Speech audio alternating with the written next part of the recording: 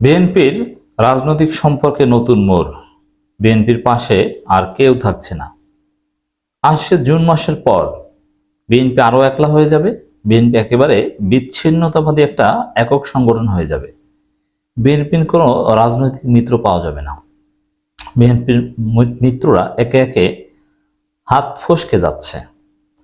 দর্শক, চমৎকার ঘটনা একের পর এক ঘটেই চলছে। আমরা এটা আগেই বলেছি, বিএনপি যে চাঁদাবাজি, লুটপাট এবং ধর্ষণ, নারী নির্যাতনের রাজনীতি করছে, এতে তাদের রাজনীতি থাকবে না এবং তারা গণবিপ্লবের পর প্রতিষ্ঠিত একটা সরকারের উপর যেভাবে অযাচিত চাপ প্রয়োগ করছে আওয়ামী লীগ এবং ভারতের সাথে মিলে, তারা যে মিত্রহীন হয়ে পড়বে, বন্ধুহীন হয়ে পড়বে, এটা অনিবার্য। সেটা হচ্ছে, দর্শক, একসময় বিএনপির বড় মিত্র কাকে ভাবা হতো? রাজনীতিতে এটা একটা পরিভাষা ছিল, এস্টাবলিশ টার্ম ছিল যে বিএনপি জামাত, বিএনপি জামাত। কিন্তু এখন আর সেই বিএনপি জামাত শব্দটা কিন্তু নেই। বিএনপি জামাত এখন একে অপরের বিপরীত হয়ে গিয়েছে। এর মানে জামাত তো বিএনপির মিত্র নেই, বরং বিএনপির মূল প্রতিদ্বন্দ্বী হয়ে উঠেছে। এই গেল এক, আসল মিত্র কিন্তু শেষ। এরপরে বিএনপি একটা তথাকথিত ঘোড়ার ডিমের যুগপৎ আন্দোলন করেছে, যে যুগপৎ আন্দোলন কোনো কাজে লাগে নাই। সেই যুগপৎ আন্দোলন এখনো আবার বিএনপি কাজে লাগানোর চেষ্টা করছে। যুগপৎ মিত্রদের নিয়ে ডক্টর ইউনূসের বিরুদ্ধে আবার আন্দোলন করার খায়েশ দেখছে। কিন্তু মজার বিষয় হচ্ছে, যুগপথের মিত্ররা একে একে চলে যাচ্ছে। ইন্টারেস্টিং, এই যুগপথের মিত্ররা এমন যে যুগপথে কয়টা দল এটা বিএনপির কোনো নেতা মুখস্থ বলতে পারবে না। যদি বলতে পারে তাকে নোবেল প্রাইজ দেওয়া উচিত। কাগজ কলম দেখে বলতে পারবে। দেখতে পারলেও কাগজ কলমের মাধ্যমেও এই যুগপথের দলগুলোর সভাপতিকে আর সেক্রেটারিকে এটা বের করা মনে কঠিন হবে। যেমন আন্দালিব রহমান পার্থকে সবাই চিনি, কিন্তু আন্দালিব রহমান পার্থের দলের সেক্রেটারিকে, এটাকে কেউ জানি? আমরা জানি না। তো এরকম ঘোড়ার ডিমের যুগপথ মিত্র। আবার এই দলগুলোর মধ্যে দু একটা দল একটু উল্লেখযোগ্য, যে না, তারা 20-30 জন লোক নিয়ে অ্যাটলিস্ট ঢাকায় একটা মিছিলগুলো করতে পারে। যেমন মাহমুদুর রহমান মান্না, জুনায়েদ সাকি, ভিপি নূর মোটামুটি গুরুত্বপূর্ণ মিত্র ছিলেন। সেখানে কি দেখা গেল? ভিপি নূর অলরেডি বিএনপির হাতছাড়া। ভিপি নূরের সেক্রেটারি এদেরকে চিঠি টিটি দিল যে না, তোমাদেরকে নির্বাচনে আসন দেওয়া হবে, কিন্তু বিএনপির কথা আর তারা শুনছে না। তারা বিএনপির উল্টা লাইনে কথা বলে। যেমন বিএনপি চায় আগে স্থানীয় নির্বাচন, আর ভিপি নূরের দল গণ অধিকার পরিষদ চায় আগে, বিএনপি চায় আগে জাতীয় সংসদ নির্বাচন, আর ভিপি নূরের দল গণ অধিকার পরিষদ আগে চায় স্থানীয় সরকার নির্বাচন। তাহলে বিএনপির এই মিত্র দিয়ে কি ধুয়ে পানি খাবে? বিএনপির মাঠে নামার মতো সক্ষমতা নাই বিএনপির পক্ষে, কিন্তু কথা বললে একটু কাজে আসে, সেরকম একজন মিত্র হচ্ছে মাহমুদুর রহমান মান্না। সে মাহমুদুর রহমান মান্নাকে নিজ এলাকার বিএনপির লোকজন অবাঞ্ছিত ঘোষণা করেছে যে জামাতকে সাথে নিয়ে মাহমুদুর রহমান মান্নার বিরুদ্ধে আন্দোলন করব, তাকে এলাকায় ঢুকতে দিব না। তো এই হচ্ছে বিএনপির মিত্রদের অবস্থা। তো এতে মাহমুদুর রহমান মান্নাও কমফোর্ট ফিল করবেন না। তো দর্শক, ইসলামী দলগুলো বিএনপির মিত্র ছিল, সেখানে জামাত চরমনায় জোট সম্ভাবনার দিকে সবাই ঝুঁকছে। মামুনুল হক সাহেবরা, অন্যান্য ইসলামী দল, খেলাফত মজলিস, তারা সবাই ওই ইসলামপন্থীদের একটা ব্যালট বক্স, সবাই এই থিওরির দিকে যাচ্ছে। বিএনপির পক্ষে কিন্তু তারা আসছে না। চরমনাই পীর সাহেবের কাছে গিয়ে লিখিত চুক্তি করলো, কি লাভ হলো? তাদের সাথে কি জোট হবে?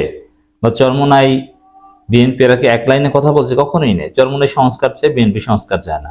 চরমনাই পিআর সিস্টেম চায়, বিএনপি পিআর সিস্টেম চায় না। চরমনাই আগে স্থানীয় সরকার নির্বাচন চায়, বিএনপি এর নামও শুনতে পারে না।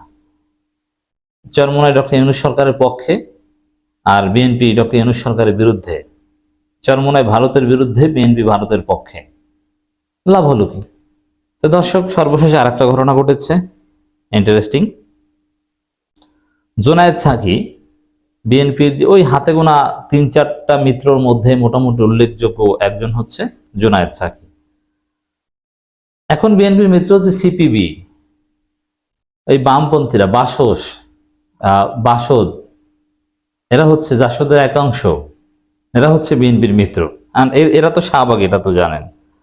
আগামী নির্বাচন হওয়া উচিত সংবিধান সংস্কার পরিষদের নির্বাচন। এর মানে এক কথায় সংবিধান সংস্কার পরিষদ মানে হচ্ছে গণপরিষদ। এখন যেটার নামও বিএনপি শুনতে পারে না, গণপরিষদ নির্বাচন, যেটা এনসিপি সহ আর অনেকে দাবি করছে, এখন বিএনপির এই ঘনিষ্ঠ মিত্র বা উল্লেখযোগ্য মিত্র জোনায়েদ সাকিও সে এনসিপি সুরে বা অন্যদের সুরে বা বিএনপি শত্রুদের সুরে গণপরিষদ নির্বাচনের দাবি উত্থাপন করছেন। তাহলে কি দেখা গেল যে বিএনপির মিত্ররা ভিবিনুর ওই ছাত্রদের সুরে কথা বলেন যে না আগে স্থানীয় সরকার নির্বাচন, আবার জোনায়েদ সাকি তিনি বলেন না আগে গণপরিষদ নির্বাচন। তাহলে বিএনপির রাজনীতি কতটা জটিল সময় পার করছে বুঝতে পারছেন যে বিএনপির পক্ষে কেউ নেই, জাতীয় ঐক্যমতের ভিত্তিতে নির্বাচন দেবেন প্রধান উপদেষ্টা। তাহলে বিএনপির কথার সাথে কি ঐক্যমত হবে? লক্ষণ আছে নেই। ডক্টর ইউনূস যখন শক্তিশালী হবে ওই বিএনপির চোর বাটপারদেরকে পেটানো শুরু করবে জুন মাসে। বাংলাদেশের অর্থনীতি যখন আরো ঘুরে দাঁড়াবে, চাইনিজ ইনভেস্টমেন্ট আসবে, সারা পৃথিবী থেকে টাকা পয়সা আসা শুরু করবে জুন মাসে, তখন দেখবেন যে ডক্টর ইউনূসের বিরুদ্ধে বিএনপির পক্ষ হয়ে কেউ একটা টু শব্দও করবে না। তখন বিএনপি আরো একলা হয়ে যাবে, আর বিএনপি তখন বলবে যে আমরা ঈদের পর আন্দোলন করব, কিন্তু সেই ঈদ আর আসবে না। জোনায়েদ সাকির এই কথাটা বিএনপির রাজনীতিতে একটা ধাক্কা হিসেবে আমরা দেখতে চাই। জাতীয় রাজনীতিতে গুরুত্বপূর্ণ জোনায়েদ সাকি না, কিন্তু বিএনপির মিত্র হিসেবে তিনি বিএনপির বিপরীত কথা বলছেন, ইটস ভেরি সিগনিফিকেন্ট।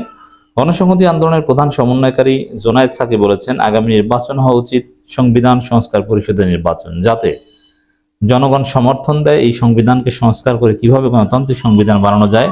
তাহলে সংস্কার কেউ বদলাতে পারবে না, কারণ জনগণের সমর্থন সর্বোচ্চ, রাইট? গণপরিষদের মাধ্যমে সংবিধান গৃহীত হলে এটা বদলানোর সুযোগ থাকবে না। একটা স্থায়ী সমাধানের কথা জোনায়েদ সাকি বলেছেন। এটাই আমরা বলছি যে গণপরিষদ নির্বাচন হোক, প্রয়োজনে গণপরিষদ এবং জাতীয় সংসদ নির্বাচন একসাথে হোক, কিন্তু সংবিধানটা দেখবে গণপরিষদ। এটা তো নির্বাচন, অনির্বাচিত কিছু না। বিএনপি নির্বাচনকে ভয় পায় কেন? জোনায়েদ সাকি বলেন গণসংহতি আন্দোলনের পক্ষ থেকে 6 মাসের মধ্যে সংবিধান সংস্কার শেষ করার প্রস্তাব দিয়েছি, আর সংবিধান সংস্কার পরিষদের নির্বাচন একই সঙ্গে সরকার গঠনের নির্বাচনের পর প্রথম থেকেই সরকার গঠন ও সংবিধান সংস্কার কাজ শুরু হবে। এই 3টা গুরুত্বপূর্ণ দাবি আদায় আমরা সবাইকে নিয়ে আগামী দিনে লড়াই করব। এখন এই সংবিধান সংস্কারের জন্য নির্বাচন, এই জিনিসগুলো বিএনপির জন্য একটা বড় ধাক্কা। বিএনপি এটা মানতে পারবে না, মানবে না। এভাবেই বিএনপির মতের বিপরীতে বিএনপির মিত্ররা চলে যাবে। বিএনপি আগামী জুন মাস থেকে আরো একলা হয়ে যাবে।